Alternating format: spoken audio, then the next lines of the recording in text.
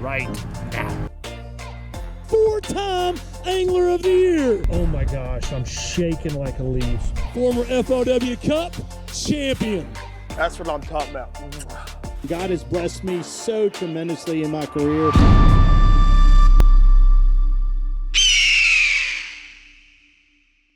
Welcome to David Dudley Outdoors, and yes, we're back with another series of what does it take to be a successful professional fisherman. We've already released a lot of videos, and this has actually been, reading you guys' comments has really been encouraging to me. Seeing all the thumbs up you guys have been giving me, and just you guys have opened up my eyes to more videos that I wasn't thinking about. Suggestions from you guys of, hey, could you help us understand this? What happens X, Y, and Z in the professional world? And you guys have been great with your comments, and I do read your comments, and I appreciate the support you guys give me on that. So today we're going to be talking about something that's really not talked about, but it is very important for you to understand before you step into the professional world, or you are already in the professional world and you may be watching this video, and this is for you to understand what you need to do to prepare yourself better. Again, if you're already fishing, or you might be fishing, but this is something to prepare you in a better way to become a very successful tournament angler. So we know that Allen Iverson, the subject, if you didn't see in the title above, this is called practicing for practice. Practicing for practicing. Okay? You got to catch that, for practicing. And this is what I'm going to explain to you. We know the Allen Iverson comment that said, practice? We talking about practice. Practice. Okay, guys, that is a comment that, you know, has been memed a lot of times. Of course, you just saw it here in this video, but this is a meme that really has a bad rap. Okay, and what I mean by that, if you are a professional bass fisherman, here's one thing I want you to understand. Part of being a professional fisherman is going to be that you are going to be going to Lake X, Y, Z, going northern fisheries, southern fisheries. I don't know where my hands are going on this, but you're going to be going to a lot of different fisheries. And pretty obvious, you're not going to be, it's not like they're going to be coming to your home lakes in your same state all the time. But depending on what circuit you fish, so I think Bassmasters, they end up having about 2.5, they got 3 days of practice.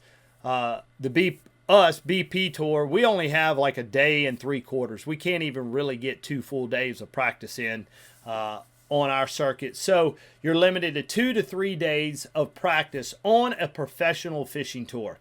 Now, you may have a lake of, I don't know, whatever, 100,000 square foot acre. Or I don't know. I'm just throwing a number out there.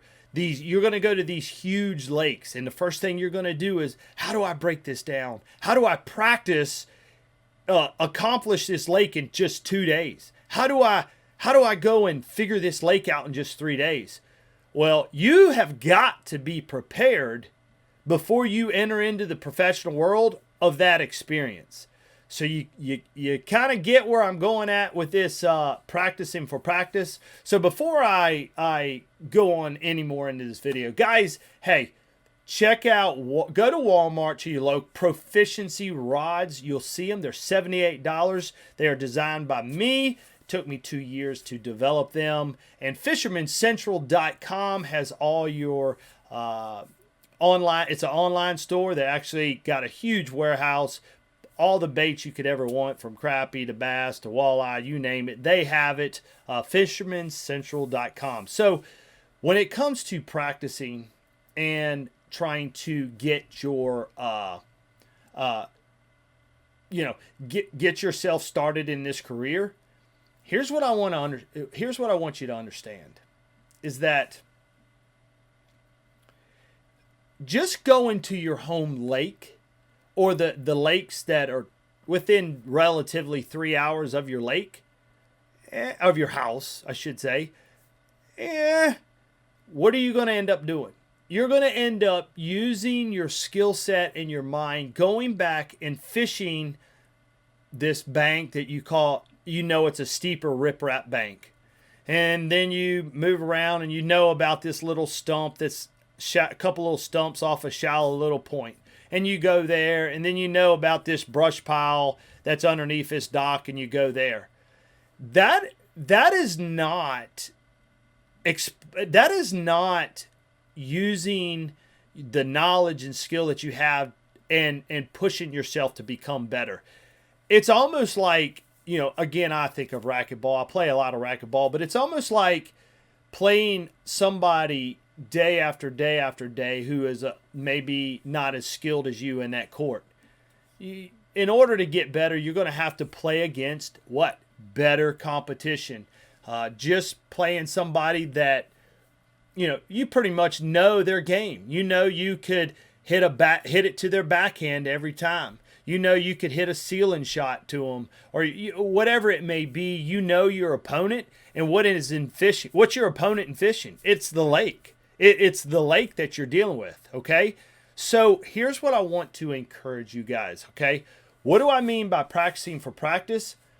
I want you to, if you're preparing to become a professional bass fisherman, go to lakes. And yes, this is an expensive sport. You may be sitting here going, I can't afford to just drive. Well, you're not there yet. I don't know what you got to do to get more money, but you're not there yet. But in order to get yourself ready for the 2 days of practice that you're going to be faced with, is you're going to have to go to maybe West Virginia and go fish a river in West Virginia.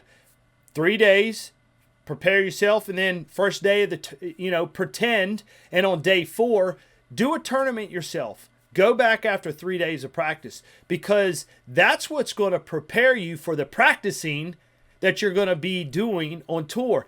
There's only one way to improve yourself. There's only one way to improve yourself and get better at the level of professional fishing. That is to practice for practicing.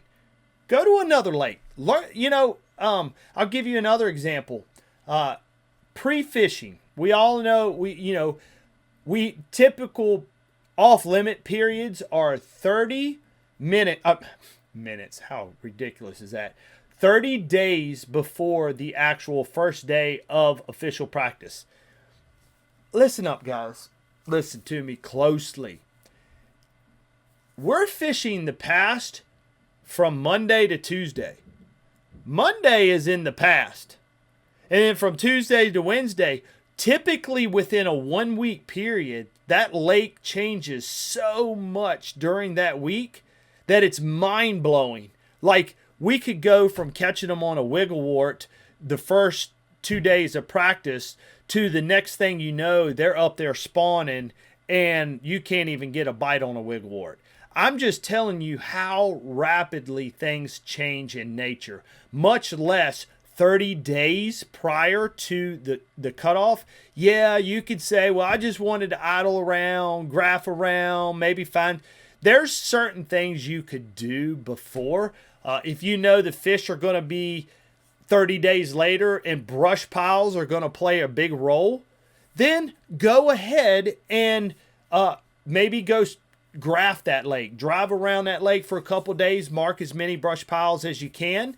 That can help you. But when fish are shallow, guys, and they're up there and they're going to be pre-fishing is not going to do anything.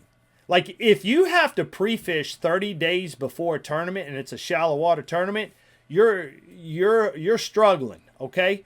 So practicing for practice is going to help you in the long run make decisions on the water. And the more that you can do it, the more you force yourself to go to a different lake, the more you force yourself to put your skills to the test, the better you're going to be. You're not going to be losing a $5,000 check when you don't get a check. At the end of day 2, you finally figured out a little something and you're out of practice. Then the first day of the tournament, you're practicing on what you figured out 12 hours ago, and you're trying to develop that during the tournament day, which you wasn't prepared enough. Guys, when you're throwing this kind of money out, you better be prepared. You better be ready for it. And guys, I do want to take one more second. Again, make sure you hit that notification button. Make sure you hit the subscribe button, because this series is going to be a long series of fairly short tips that I can give you in becoming a successful professional angler. So guys, make sure you hit that thumbs up button. It really supports the channel, especially when you share it. Thank you for all you do. So hopefully you guys have learned something. Hope you guys understand what practice for practicing means. I want to see you guys come out there on tour, joining me. I don't think I'm going anywhere for who knows how many years to come, but hopefully you guys will be there with me. If you see me around, come up, talk to me, enjoy each other. I love to tell stories just probably as much as you do. We'll enjoy each other's time together. Thank you for your support, and I'll see you at the next one.